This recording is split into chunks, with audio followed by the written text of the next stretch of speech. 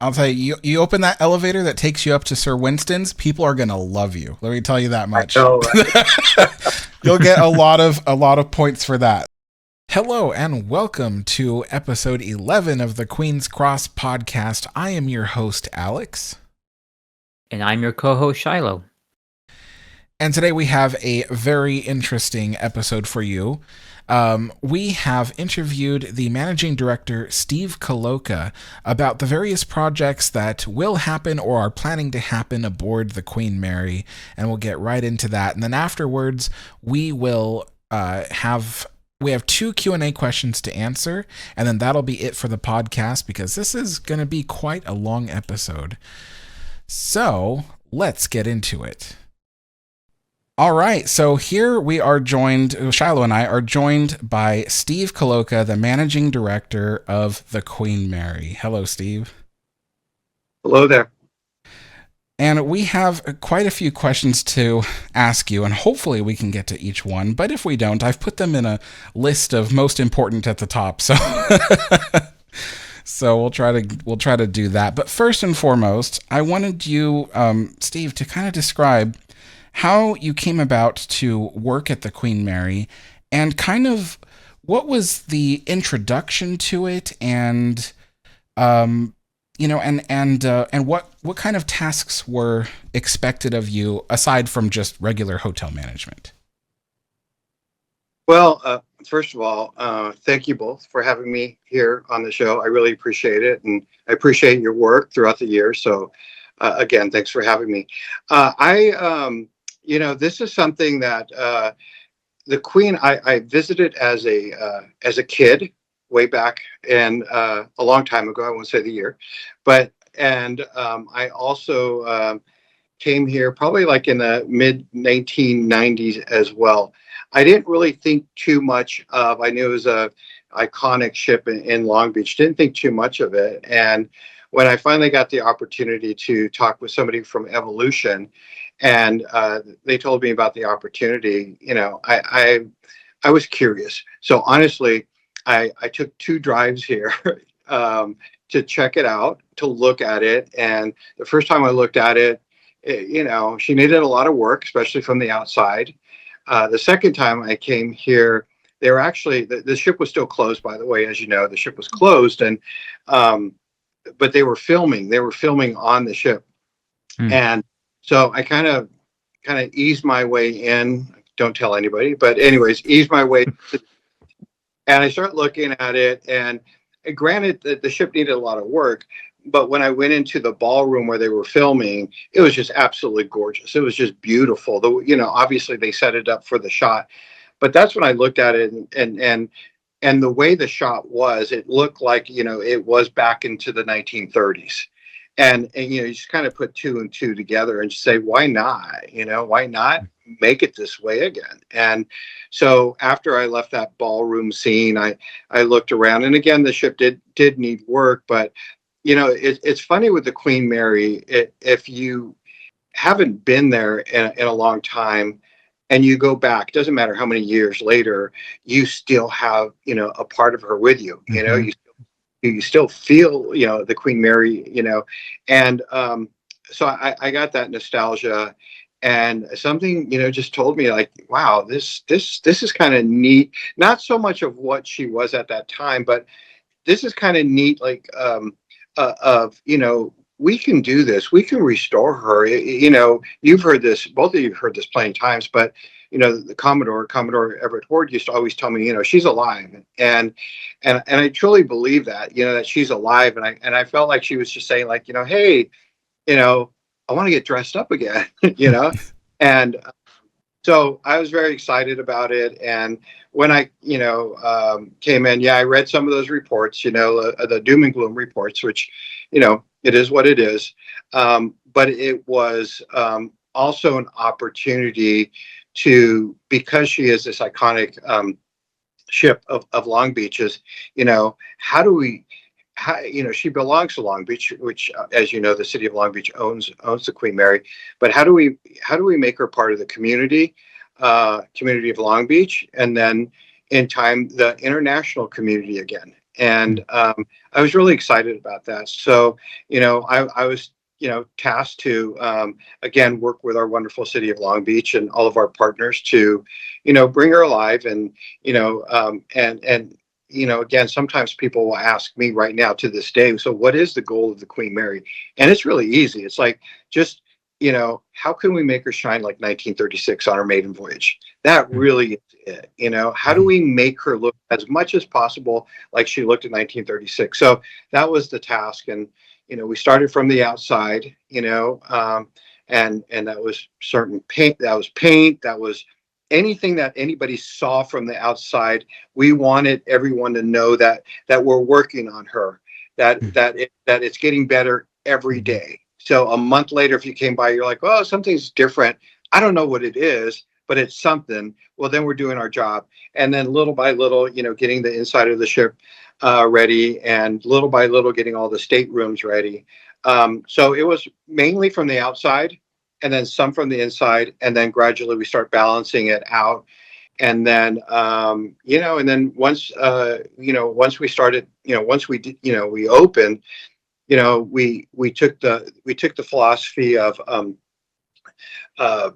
preserving the ship, and and generating revenue. And those are two parallels that they have to happen at the same time. You can't just be making money and then not preserving the ship. That's kind of like, you're just kind of like one and done, and you just want the money, and you don't care how the ship looks. And you can't do it the other way either. You can't preserve, because if you're not making any revenue, you're not going to be able to preserve. So to this day, that's how we work. And I'm really excited to be part of it. And I'm excited to have the team that I that we have here on the Queen Mary, and again, owners in the city of Long Beach who are just terrific. So, and also the Queen Mary community, I can't forget that, because the people like you two who love the Queen so much, you don't know what type of effect that you have. It's a very positive effect, because a lot of things that the passion. First of all, I don't think I would have had the passion as quick. I'm sure eventually I would have got it, but until I met the likes of, let's say, you two, and some other folks that just really have a lot of passion on the Queen. I think that makes me think, okay, well, this is cool. Like, this is fun. We can really do something really special, and bring the past into the future and make it alive again. So, yep, I totally agree. That's definitely one thing that's been really excited to think about is all the stuff that's being restored and made to look more like it was in 1936 or 1947. It really helps to create that sensation of kind of traveling back in time, So that's one of the things I've been really looking forward to. I wanted to know, so what is kind of the decision process for, like, okay, this is the next thing we're going to work on? Like, who decides, well, we want to work on this room next for restoration or something? Well, first of all, to get to those decisions, I kid about this, but it's true. Sometimes I kid that we don't have this gigantic master plan. Like, okay, wow, Steve's smart. He's got this plan of 1, 2, 3. No, I'm not that smart. I think what we do is we go back to the photos, and how did the ship look then? Because remember, that's our mission. That's our mission. It's to create experiences, but create experiences by bringing the past into the future. So, so when we look at certain projects, we're looking at, let's say, for example, the wheelhouse. How do we get the wheelhouse to look like it did? So we're scanning the photos. Okay, we need to get new windows. How do we polish that brass? What did the floor look like? And then we also look at what's the ROI on it too. Because just remember that when I say ROI, I don't want others to think that, okay, oh, it's all about money. No, it's not. But if it's looking good and more people are paying to get onto the ship, whatever money that gets made goes right back into the ship again. So it's really important to make it look good. So, I'd also look at something like the wheelhouse. I mean, not the wheelhouse, the propeller room as well. The propeller room, that is something we're actually working on right now to make it pop. But to answer your question is, we get together as a team, as an executive team.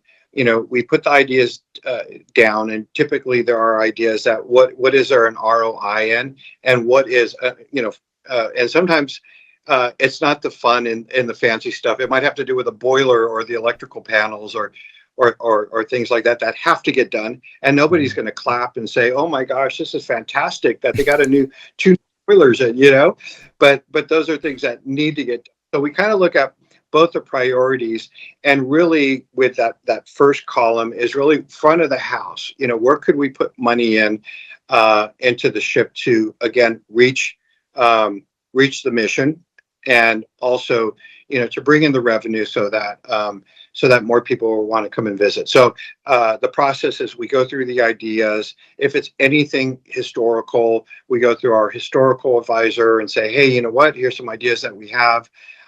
We obviously work close with the city, because we want them to be supporting the things that we feel is best for the ship. And they have so many great ideas too as well. So, and then after that, we come up with decisions. We put that into a capital plan, and then we go with it. We're like, okay, this is the playbook. So I say that just because once we get the playbook down, there's people that have a lot of good ideas. Hey, I think you should do this with a third class dining room or what have you, right?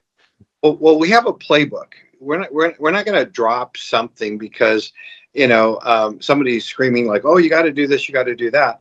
And when I say screaming, I say this nicely because I know people care about the Queen, and I know they want it to get better, but there's a playbook for the rest of the ship.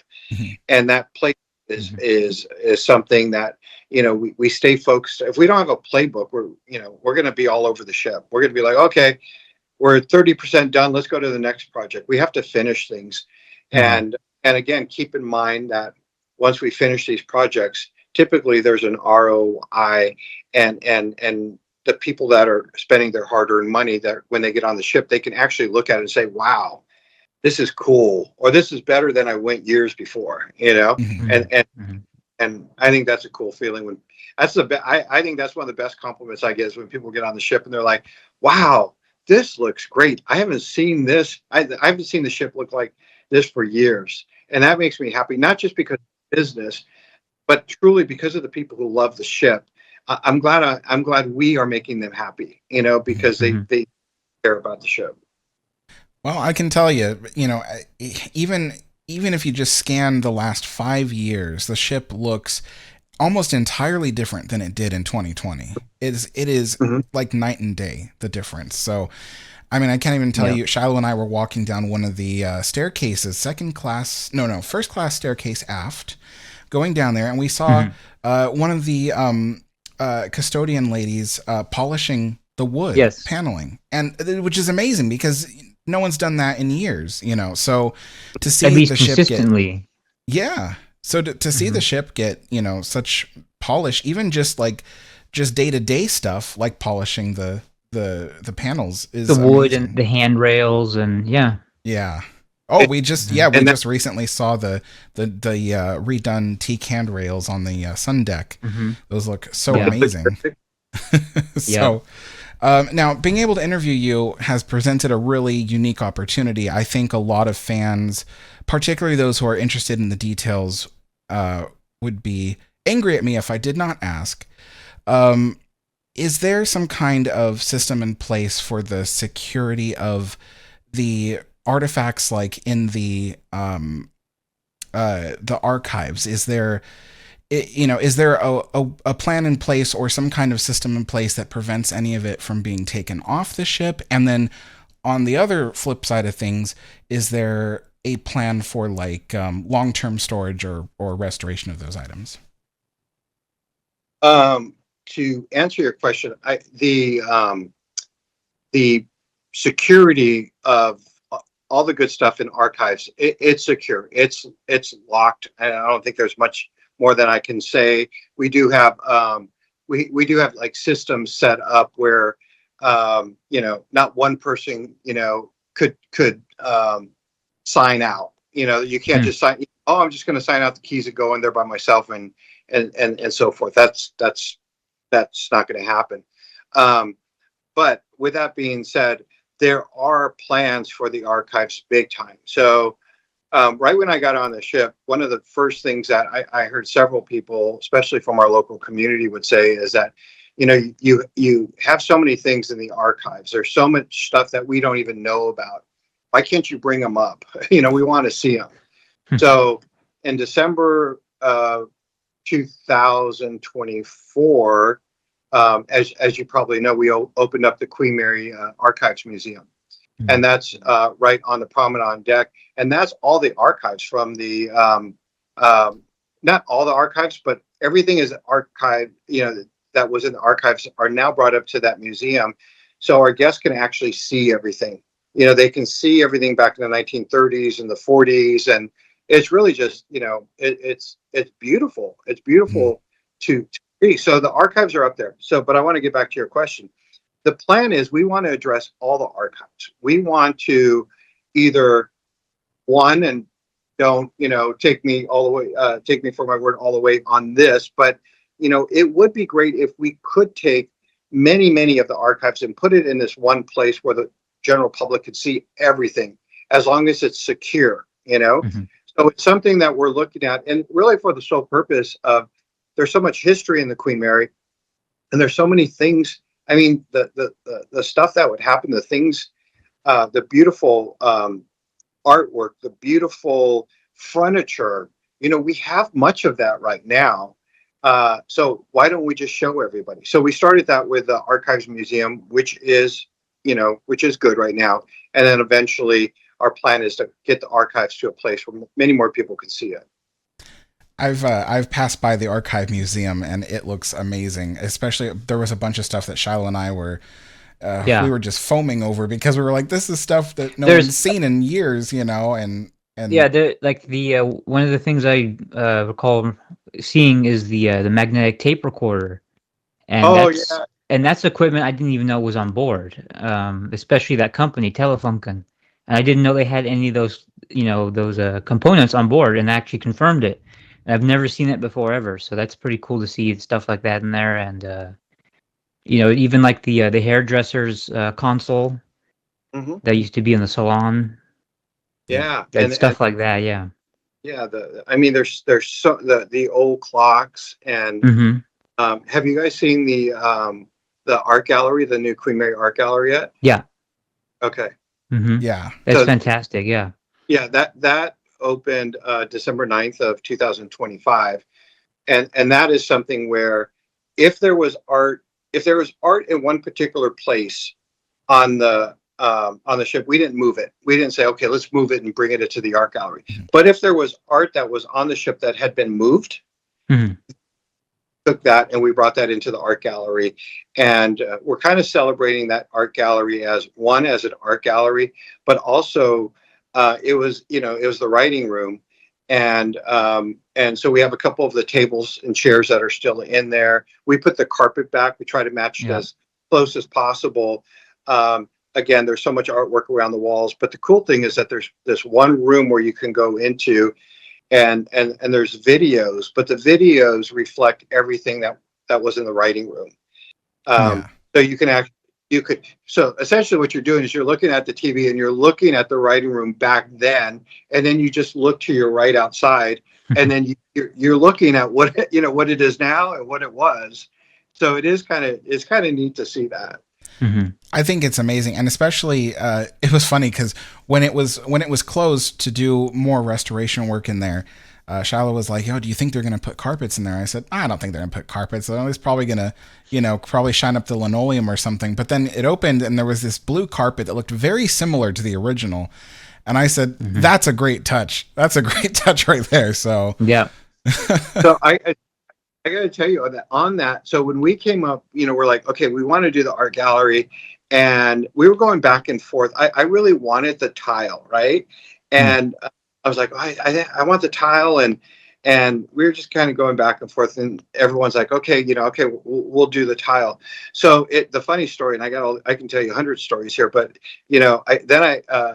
Everett came in, and we said, okay, hey, so here's what we want to do, and Everett, I want to make sure that this is beautiful tile the way it was, and And and then he just looks at me and goes, "Well, Steve, this is one of the few rooms that actually had carpet in it." I was like, "Oh, okay, good, all right." So that was the end of the story. We are putting carpet in, so yeah, so it is really nice. Oh, Yeah. that's great. Yeah. Commodore Everett Horde, he had so much knowledge. I wish I could have met him in person. I never got the opportunity. I talked to him on video call once, but I don't think he knew I was on video call. My friend was there on the ship with me on video call. But yeah, amazing guy. And Shiloh's talked to him numerous times. Yeah, yeah. Yeah, love the guy. Yeah, me too, yeah. So I've got a bit of a lightning round, and it's basically just asking about various rooms and places on the ship, their status of restoration, or if there is currently no work being done, depending on the room, will there be work being done? And you can always say no comment, by the way. So, all right. So, first and foremost, Long Gallery restoration. That was announced last year. What's the work going on there? So with the long gallery, we're going to do a couple of phases. So one of the phases is it's going to start off as like a half gallery, if you will, and that's the part that is opposite of our midship market. So as you guys know from the midship market, all the way to the Royal Salon. I mean, that was the long gallery. So the plan is on the right side. There is an elevator. Back there. So that elevator is eventually going to be going to Sir Winston's.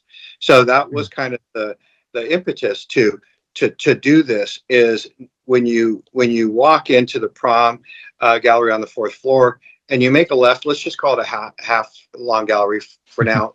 Beautiful furniture. It's just, it's just a beautiful setting like it was before, right? But the thing is, there won't be any doors. You'll look directly, and to your left, there's a beautiful, bronze elevator. And then that elevator will take you up to the veranda grill and up to the Sir Winston's lounge. So that is the start of phase one, which we are very confident that this year will start with the long gallery on the half side. I guess we got to call it a different name. And then, I mean, it's a long gallery, but half will call it something else. And then we'll start looking at the other side, and that's our current boardroom right now, and then start going into the boardroom, and again start taking some walls down, because really that's it. And when I say take walls down, those are not the original walls. Taking down these the ones that went up afterwards between 67 and 71. Mm-hmm. So the goal is really, it's going to be a nice, beautiful gallery that you're able to sit down and have a cup of coffee or have a cocktail, just talk, and then when it's time for your reservation, you can just go to the elevator to Sir Winston's, go into the lounge, and then go into the restaurant. So we're excited about that. But to answer your question about half of it we'll start on it in some form this year, 2026, and then we'll adjust afterwards. Awesome. Yeah, we saw them working on the sandwich shop that's going into the former coffee shop. So yeah, it looks pretty good so far. Yeah. So the next one, observation bar restoration. So this year for sure, and this what we're planning with the observation bar is, I mean, as you know, that's probably kind of like the centerpiece, along with the Queen's Salon of the Queen Mary. The observation bar gets so much traffic. And what we plan on with the observation bar is, first of all, the carpet. The plan with the carpet really is to put new carpet in there, obviously, but we would love to have it where it's the same. It's the same design as the original linoleum floor. At one point, we did talk about putting the linoleum floor in there. And then we kind of, after a while, we just made the decision it was probably best to go with the carpet, just because of the acoustics in there. And we're just doing so much music in there, and it would probably be best, and for safety reasons, to put the carpet in there. But again, we're not just putting other carpet in there. Our hope is to put the carpet in there that really mirrored what the linoleum looked like before, and then new furniture, Matter of fact, this morning we just talked about all the blinds. We looked at the blinds that we're going to be putting up in all the windows so we can close it when it gets really hot. In the summer, people will be able to put the blinds down on the window. So really, it's the carpet, it's the furniture, it's the blinds, and we're putting new outdoor furniture on the observation deck as well. Nice. And the stools. And we're going back to original red round stools right in front of the door. Oh, like that'll just be nice. Those are going to be almost exactly like the way they were.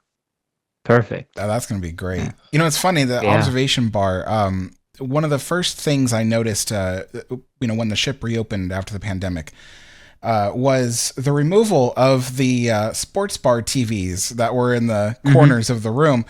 I looked at Shiloh and I said, whoever the manager is, I said, this guy gets it. I'm like, because he took those TVs down, I'm like, that is exactly what needs to happen to this room. So, and I did see, I think I stopped in for, maybe I peeked my head in for Meet Me at the Mary one time. And it was really cool. It looked great to have the music and the live music and stuff. So, the Synagogue, what is the status on that? That was one of those things that was announced last year, but wasn't sure what the status on that would be. Right now, I mean, we met with Jewish Long Beach. They totally support doing something where we can actually take where the synagogue was originally and really just kind of put that,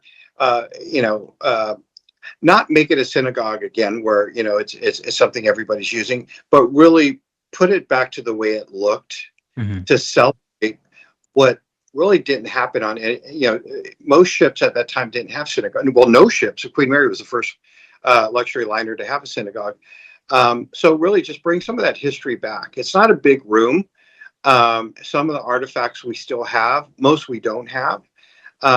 So for instance, if there are certain benches there, it doesn't mean we got to go find the benches, but we could just replicate it as much as we can just to really celebrate it. So that's something that we plan on working with our nonprofit partners on it. But there's no plans right now, but there's like no working plans. There's not like, I'm not going to tell you like, oh yeah, we're working on it right now. It's like, but it's an idea that we know that, we know that we'll bring that to, attrition pretty soon. Nice. Okay. So, is there anything going to happen? Because this has been an on again, off again rumor, but you can settle this for us. The third class nursery next to the synagogue on B deck. Is there anything going to happen there, or will that remain for facility purposes? You know what? Not sure on that one yet. Not sure. We have some thoughts on it because, we still have the first class nursery upstairs to the observation bar. And, I think we're just kind of playing around with it a little bit. As you know, the third class nursery isn't that big. But, it's just, well, I can tell you, we're not going to use it for something else. We're not going to go in that room and like, oh, okay, there's a game room with pinball machines. But if we open it, it'll still have that kind of same theme. But that's something that we're not quite sure yet on what we're going to do with that, because there's other factors involved that touch that too as well. Okay. And of course, we are talking about a working hotel. So, there are things that, various projects and things that might impede hotel operation. Those have to be managed carefully, I suppose. So, the drawing room that we touched upon a second ago, is that done, or is there more going to be done, like in the future? Like, is it, for instance, going to be added upon? Right. Like, for instance, there are Kenneth Shoesmith paintings that, like, folding doors that go in front of the Madonna of the Atlantic. So anything specific on that? Well, I can tell you, that's a great question. We are totally not done with that. No, those panels are getting restored, and those panels are going to be put up there again. It's a lot of money to do it, and I'm saying that just because during the transition from 67 to 71, when those panels were taken down, they retrofitted the walls in such a way the way it is right now as we speak, you can't get the panels up there. You know, you can get probably one pair of panels, but to get them up there to close like they originally did before, and the railing on the bottom, there's going to take some work there. So the panels are something that, I mean, honestly, if we were to put the panels up there right now, they're in good enough condition where, you know, people would say, wow, look at, that's pretty cool. But we do want to do a little work on it. But the big work is going to be on the walls and the floor. And that I could just tell you unequivocally, that will be done. That should be done probably like in the next, I don't know, 90 days. That is something that we're really excited about. And that is something that we would love for, you know, the plan is that, you know, when we bring people in, is really to have the panel doors closed, and they're just so beautiful in themselves, right? You know, they're just beautiful in themselves. And with the panels, plus to the right, you have the original drapes up there in the corner. Yeah. So the original there. And so when the tour guide or one of the officers bring, you know, our wonderful guest in, you know, we can actually talk about the panels and then open them up so they can see the Madonna of the Atlantic. So it's kind of like that wow factor that we really want to have there. So the panels are definitely part of the plan. Oh man, Steve, you're getting me so excited to visit the ship again. Oh my gosh, I can't even tell you. So, next one is the swimming pool room. No plans on that right now. There's no plans to make it a swimming pool again, but there are plans again to use that room again. Definitely to use that room, and to use it in a way where you can celebrate the past of the pool. We're not gonna hide the pool. We're not gonna turn it into some ballroom and say, oh yeah, this is pool, and now it's the XYZ ballroom. But you know, how could we put the work in there? Number one, where that room is safe, the floors are safe, and so forth. And we have studies. We've already done studies thus far.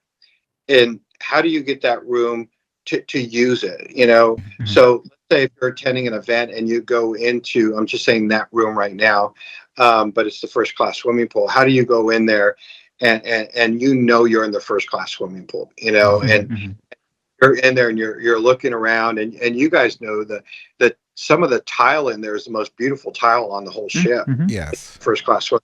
Yeah. So the ceilings and the walls. So that is something that you know, we are looking at. If we could do something to open it up before the Olympics, that's my dream. You know, as by the time the Olympics come, we're showcasing that beautiful area to the best of it, you know, because it's some of the best that the ship has to offer, and people are always curious about it. So it's nothing we want to hide. It's nothing that we want to turn into something else. It's something we definitely want to celebrate. And but we're not talking about, we're working on a study. We've already done some studies. So now little by little we got that going, and yeah, that's a big job, but I'm excited about that. It won't be cheap, that's for sure. So, that's for sure. Yeah. But you know, the fan in me says, you know, if we could even just walk out onto that balcony by 2028, I would be in heaven. So, yeah. Yeah. Okay, so this is one. So Lifeboat Restoration and possible putting replicas up along the rest of the davits. No, actually, you know, we have the 2 lifeboats on the ship right now, and then we have, you know, 1 lifeboat at the bottom.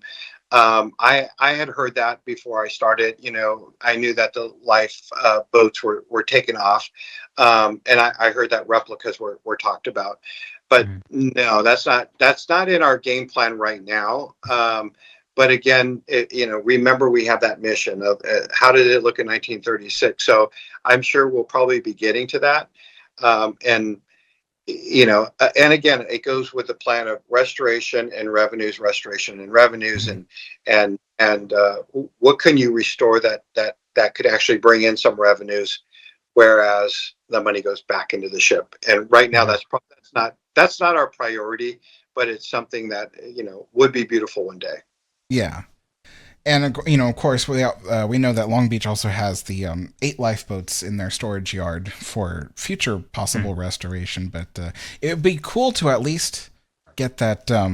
What was it? Number 24 they used to do the demonstrations on that davit. Yeah. So that'd be cool. Commodore Horde used to do the demonstrations there, but that'd be cool.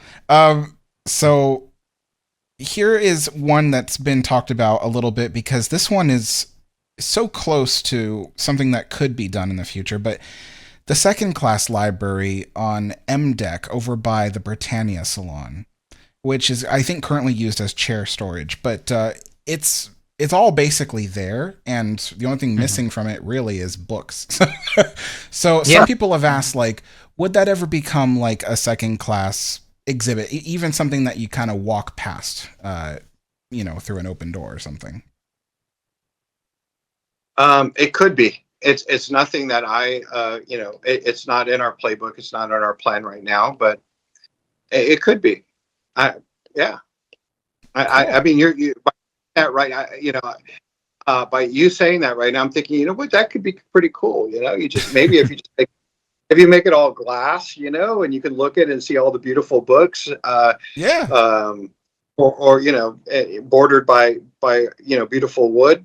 I think that's definitely a possibility. I didn't think about it, so it's not like I had it planned, but that's actually a pretty good idea. Oh, cool! It'd be great to see that. Yeah, I mean, it's all there, everything. I don't even think there's any damage, I think, at all to that room. So if it is, it's very fixable. So yeah. No, you're right. You use it for storage, and why I'm mentioning the storage. I just want to bring something up. There are. Sometimes we hear people say, "Oh, they're using this for table storage. Oh, they're using it for chair storage." But sometimes people forget that the ship went through a transition from 67 to 71. So during that transition, they were made storage rooms, right? Yes. Yeah. So these last couple of years, we're going to take this beautiful area and we're going to a chair storeroom and because we really so some of these areas that are storerooms, we learn and we're like, oh, that was this or that was that. But I assure you, we have never gone into a room, especially something that's an original or period true, and turned it into a store. It's just something. Oh, sometimes we even learn that, like, oh, that used to be this, and it stays on our radar. Like, okay, we'll be coming back to that. Yeah, no, I can even confirm that these rooms that are currently storage rooms were storage rooms in the 70s. And, so if anything, your team has brought stuff back instead of putting anything behind closed doors. So, yeah. So after that, let's see. So I've heard rumor about the first class nursery on prom deck right next to the observation bar. If there was going to be any future work on that, either to restore it to look a bit more like it did in the 30s, or I've also heard a weird rumor of a sushi bar going in there. But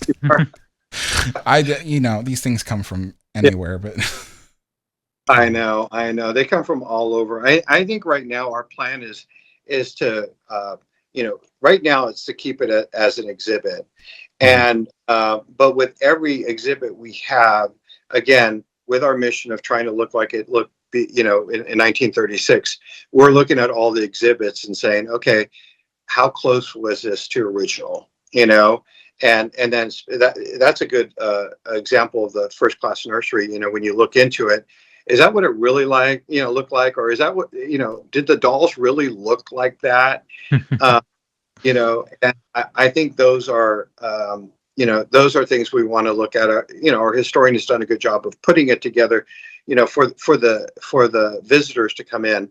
But again, I think it's just like in everything we do, we look at it and say, okay, can we tweak anything to make it look like it did before back in the day?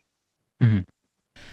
And let's see, the main lounge, which I think today's called the Queen Salon, if I have that right.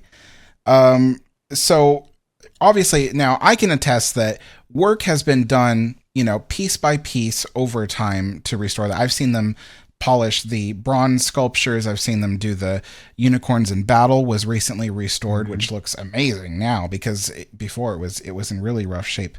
But I guess the next thing would be like, is there like any plans to kind of like restore the veneers? Some of them got water damaged decades ago, like 30 years ago, I think it was.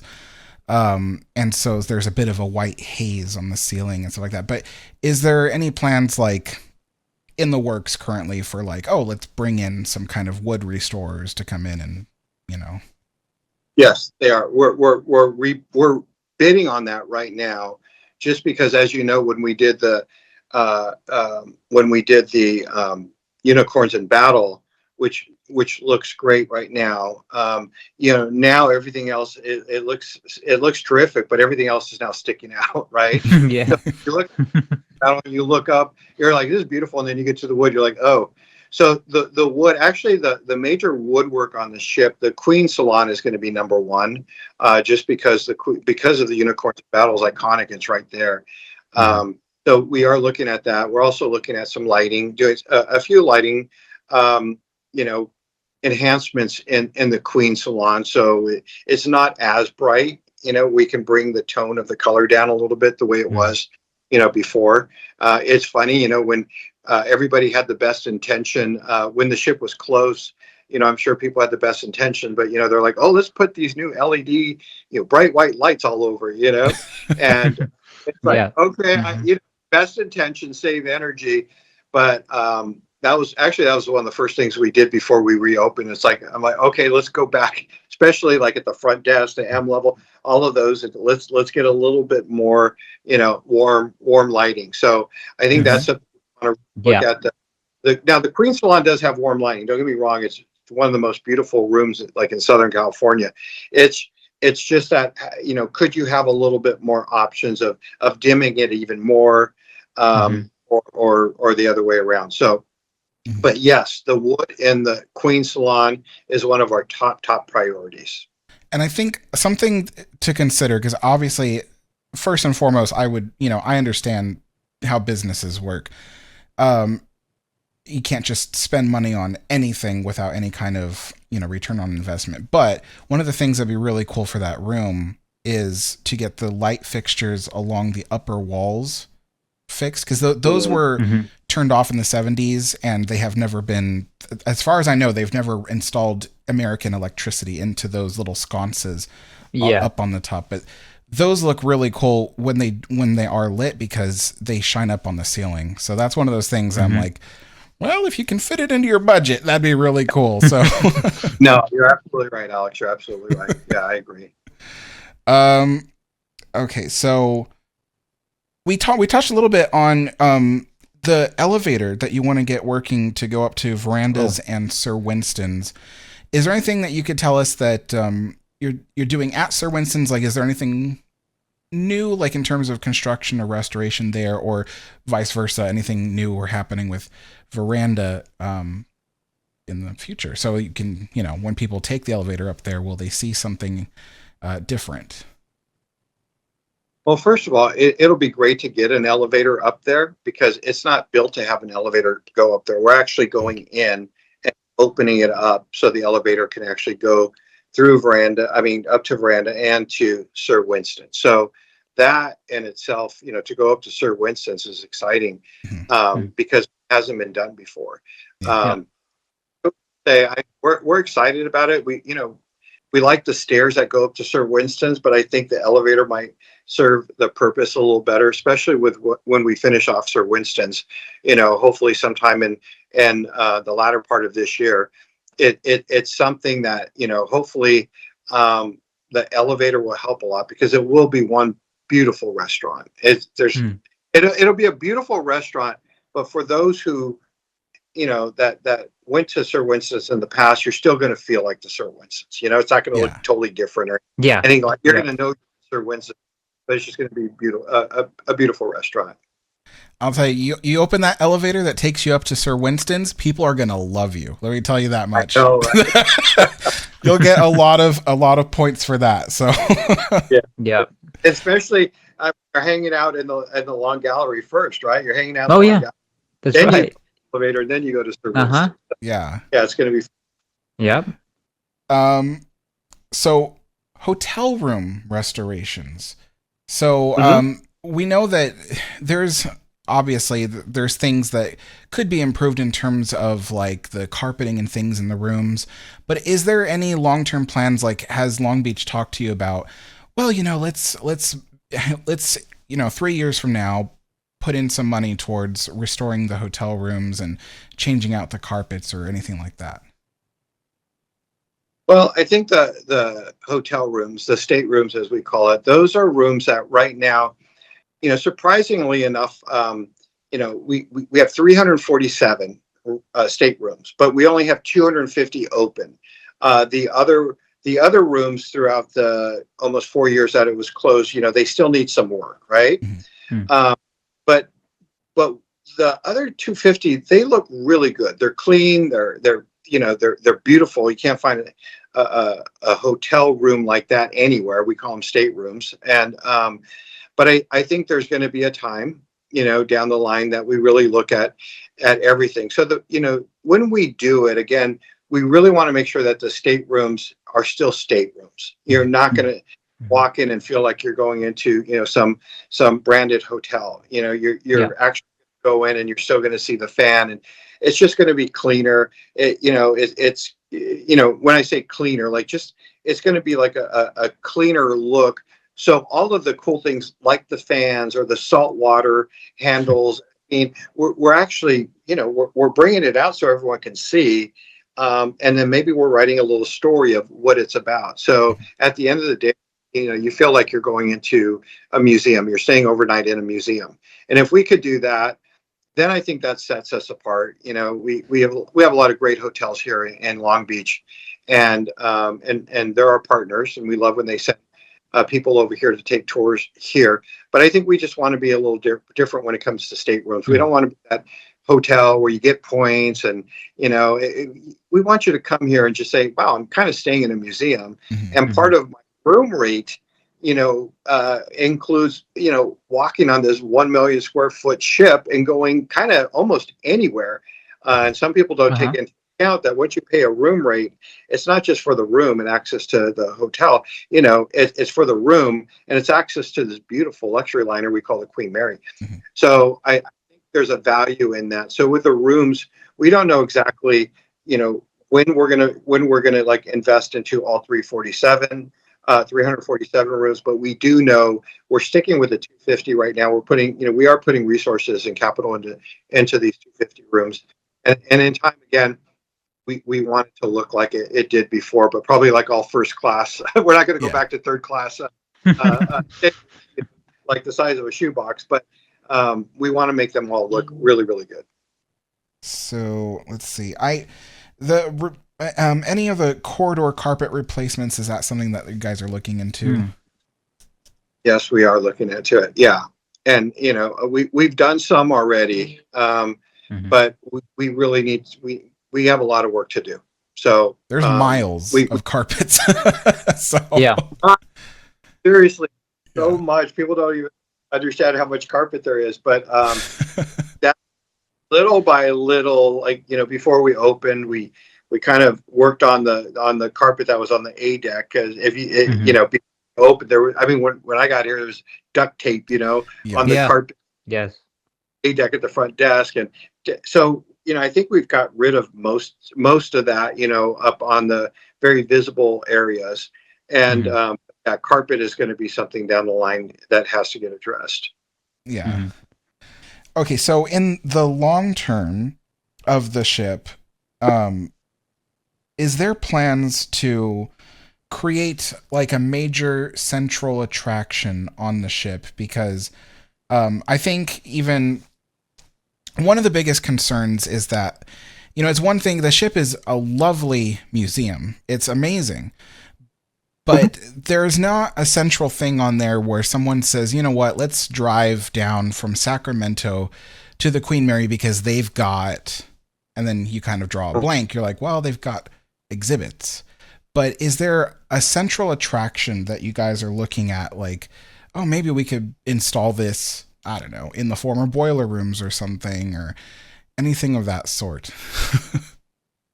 Yeah, so we are going to open up a sushi bar in the nursery. No, Ah, perfect. I right now we're trying to. I think that's our whole being, is not just make the queen look good, but really to put attractions in it. So let's say you're coming to the queen and you stay the night and you check in. You're like, oh my gosh, okay, before we go to dinner, let's go on a tour. Okay, Hmm. so that's one big thing, because there's different tours, including midnight tours. For Mhm. so you go on a tour, in the evening, then you have dinner. Okay, I'm not saying anything out of this world. Like, you guys are like, oh, that's great, you know that already.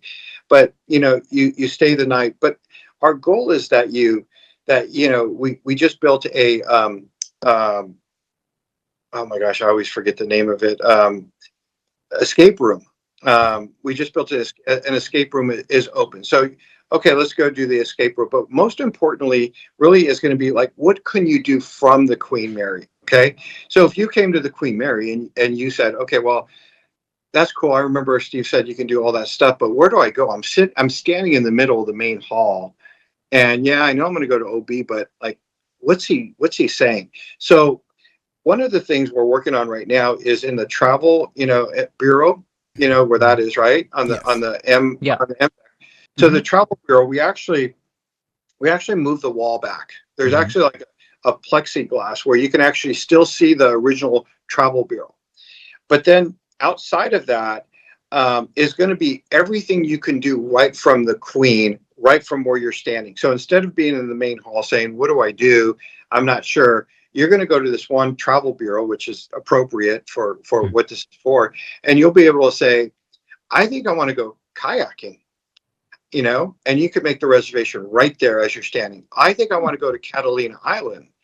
Oh, I think I want to take a boat to Los Alamitos and have lunch. I think I want to go do, sailing. I want to go whale watching. I want to get on a bike and ride around the Long Beach coastline. I want to take a walk, obviously, but we're putting it in one area where you don't have to think too much. You just have to go to this one place, and there's everything that Long Beach has to offer, the Queen Mary has to offer, right in that one room. So I know I might not be answering your question all the way, like, hey, we have some water slide, you know, but keep in mind, with that being said, we want to keep the integrity of the ship too, and Mhm. you know, but we want you to come on the ship, and if we do our job right, you don't have to think too much of like, what do I do now? You should be able to either come plan ahead of time based on what we give our visitors, or get onto the ship, go to the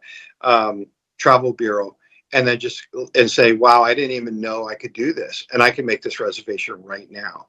So really, it's just a destination. You can come from Sacramento, you can come from Idaho, you can come from New York. You go to the Queen Mary and you can spend a good, full, solid week here, not even running out of things to do, because there's so much to do at Long Beach. Nice. And I like That that the room will be used for what it was originally y designed for. Right? So that's a right. Yeah. really great We submarine. Has city come up with any plans for what to do with the submarine? Oh, the submarine. That is something. That is in time. We are going to have it removed. It's a lot of money to remove it. So just put it. We're putting money in our savings account, and when the time is right, and we saved up enough. We'll remove the submarine eventually in time. Okay, and then the last question I have would be for people who I've had a lot of people contact me over the years saying, "How can I volunteer to help do restoration work? I'm a carpenter, I'm a painter, there's a lot of people who really want to help, kind of like the way that they do on other museum ships." And so people have wanted to know, will there be a way in the future for volunteers to be able to help with restoration, or even just being docents around the ship? That's interesting. I mean, right now, we do have full-time staff that do that, and we are so appreciative of when people want to, you know, contribute and do some. When I say contribute, contribute by doing something for the ship. But we don't have a program like that set up. And who knows, we might one day. But we do have, if you go on to queenmary.com, when people donate to the Queen Mary Heritage Foundation, that does eventually end up on the ship for maybe usually the artwork and the history preservation, the chandeliers. Like, for example, it wouldn't be to buy a new oven or anything like that, but it would be to really, really restore the ship. So to answer your question, that's probably the best way is to go into queenmary.com, donate on that site, and that money goes back onto the ship. But as far as staffing and no, we don't have that at this point. All right. Well, that concludes the questions. I want to thank you so much for answering all of them, especially for you've stayed here much longer than you've agreed to stay. So I want to thank you so much for that. It is a pleasure. And again, I enjoy spending time with you two. And I hope Alex, I hope you make it on the ship again very soon. Shiloh, thank you for always coming to the ship here. And we really appreciate your presence and especially the way you dress. I mean, you're always thank you. Yes, he is. and when you go into the observation bar, everyone kind of looks at you because you look so sharp. And well, thank you. And sometimes we murmur to people like, "Yeah, no, we have that planned. Yeah, we have that planned." Yeah, he's a paid actor. Yeah. So I appreciate my time with you guys. You guys are wonderful, and we'll keep on doing good things on the Queen and making you proud. Thank you so much. Well, that was a really awesome interview. I'm so glad that he took the time to talk to us, and he especially took, originally we had asked him for 30 minutes, but he gave us a lot more than that, so we are very grateful for that. But let's get into our Q&A. We have 2 questions.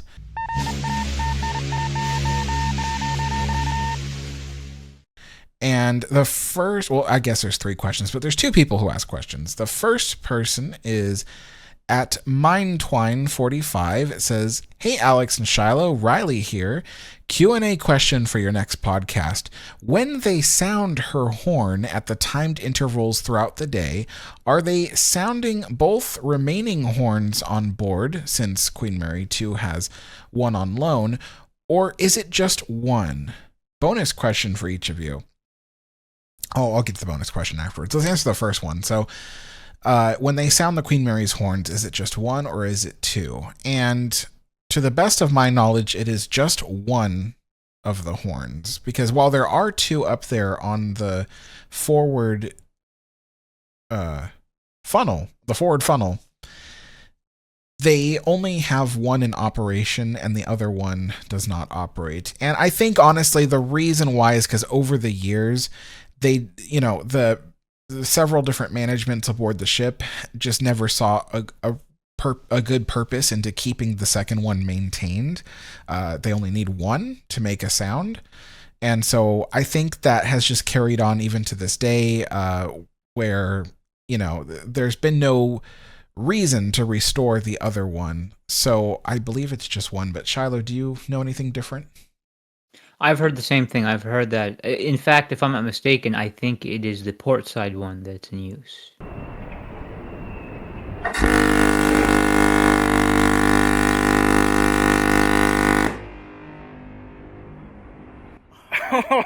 Oh my God.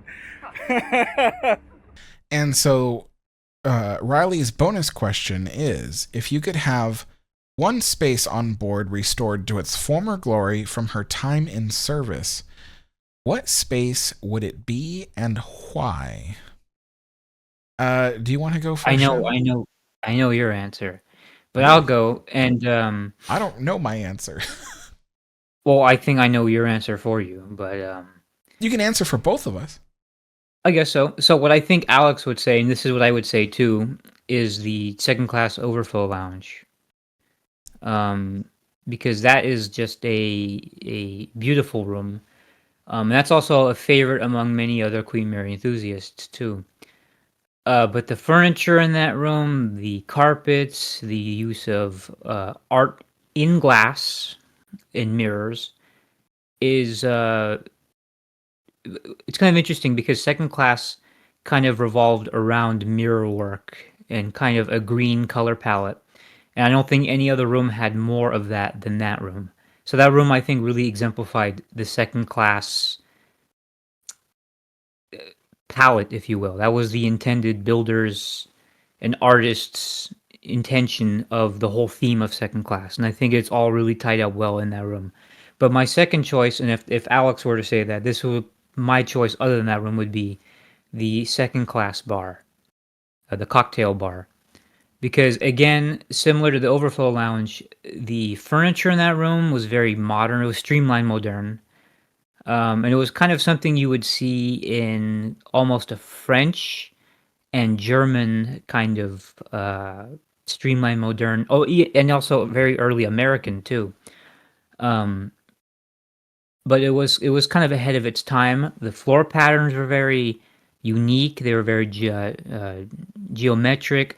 The walls were very unique. The color palette in that room was also very unique. And it's the other bar that they built later in after the refit, the Mermaid Bar. It's a nice room, but I really don't think it comes up anywhere close to the original second class cocktail bar. I have to agree. Shiloh knew it before I knew it, and yeah. Our second question is from at Andrew Egress. I hope I pronounced that correctly. Andrew says, I have a question for you, Alex. Were the red mailboxes on the ship used during the ocean liner days? If so, where did the mail go? So yes, that one is a simple answer. The red mailboxes on the ship were indeed used during the ship's days at sea. So the Queen Mary, there's a reason why its designation was RMS. It stands for Royal Mail Ship or Royal Mail Steamer. It depends on who you ask because everybody says something different. And that's because the Queen Mary had a contract with the British Royal Mail to carry the Royal Mail and to transport it across the Atlantic both ways.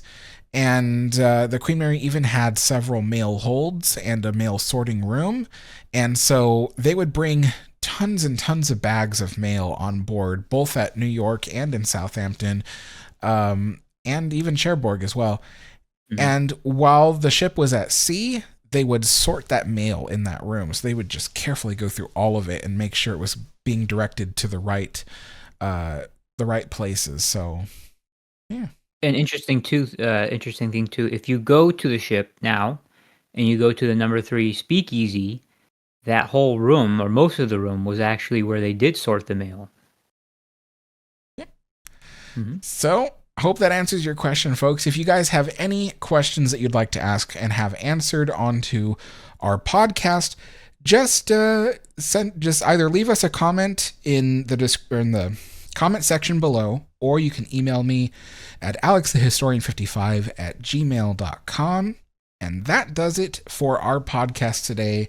Thank you so much, Shiloh, for helping me to interview Steve and to answer some of our Q&A questions. Of course.